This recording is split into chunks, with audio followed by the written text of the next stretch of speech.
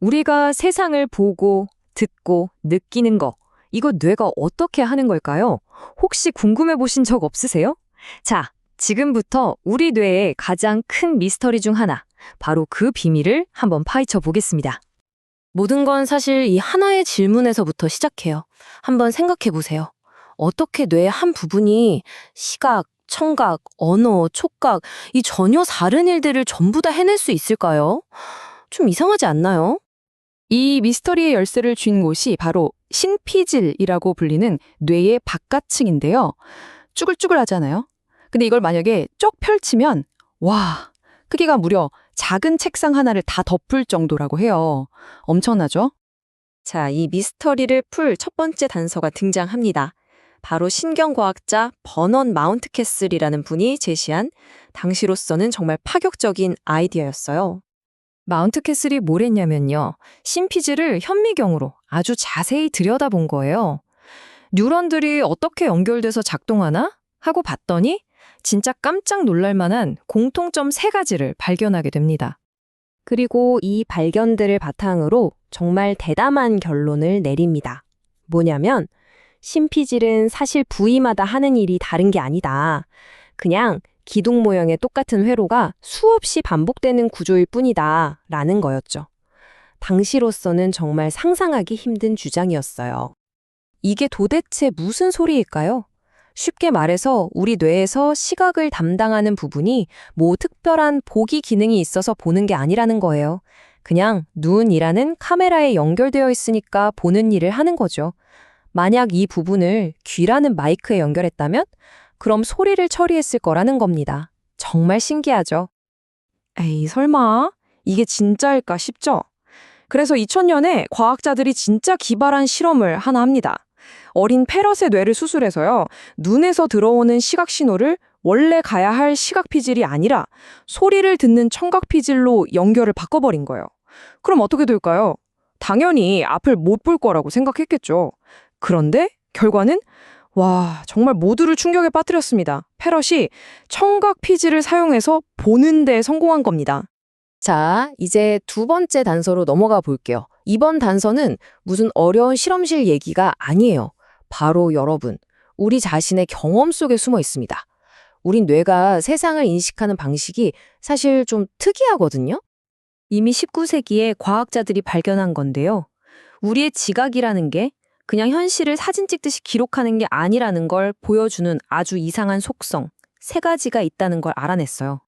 이 속성 중에 하나를 지금 바로 같이 한번 테스트해 볼까요? 자, 이 그림 한번 보세요. 뭐가 보이세요? 처음에는 그냥 뭐 의미를 알 수 없는 흑백 얼룩처럼 보이죠? 그냥 점들 같고요. 그런데 제가 만약 여기에 개구리가 있어요 라고 알려드리면 어떠세요? 자, 다시 보세요. 갑자기 뇌가 막 패턴을 찾아내기 시작하면서 그죠? 개구리 형상이 딱 보이기 시작하죠? 바로 이게 한 번 보고 나면 다시는 예전처럼 볼 수 없는 지각의 속성이에요. 일단 우리 뇌가 이 얼룩들을 이건 개구리구나 하고 해석하는 모델을 딱 만들고 나면 그 다음부터는 이걸 그냥 의미 없는 얼룩으로 보기가 정말 힘들어져요. 뇌가 한 번 찾은 정답을 꽉 붙들고 있는 거죠.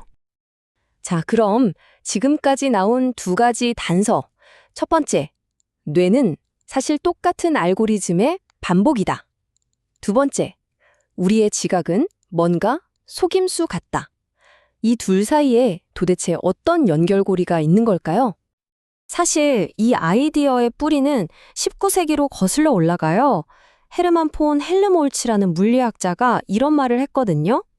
우리의 지각은 그냥 보는 게 아니라 사실은 추론하는 과정이다 라고요. 이게 무슨 소린가 싶었는데 한 세계가 훌쩍 지나서야 현대 AI 기술 덕분에 이 개념을 제대로 이해할 수 있게 됐습니다. 그 열쇠가 바로 생성 모델이라는 거예요. 자, 이제 모든 조각이 맞춰집니다. 결론은 좀 충격적이에요.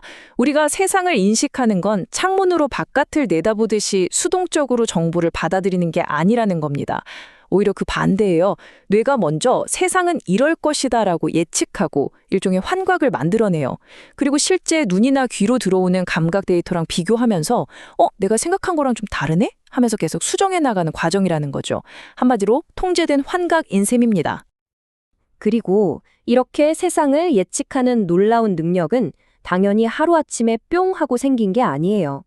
이건 정말 수억 년에 걸친 진화의 산물입니다.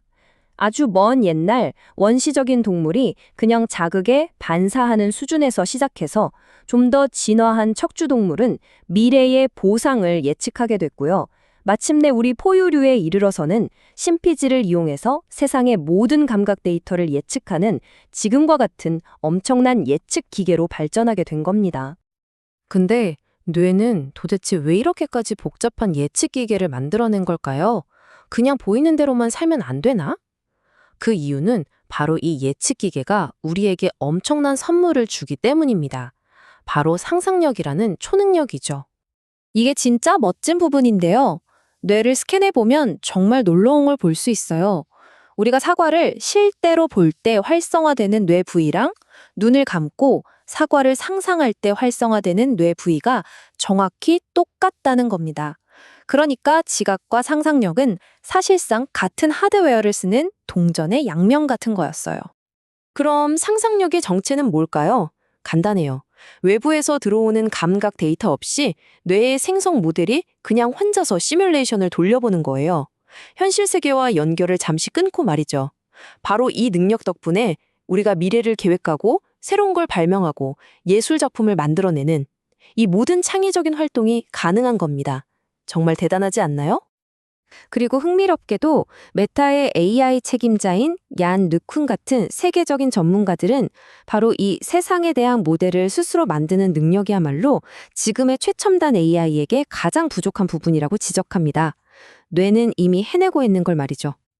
자, 이 모든 이야기를 듣고 나니 이런 도발적인 질문을 던지게 되네요. 혹시 우리가 지금 경험하는 이 생생한 현실이라는 게 사실은 그냥 아주 잘 통제되고 있는 꿈은 아닐까요?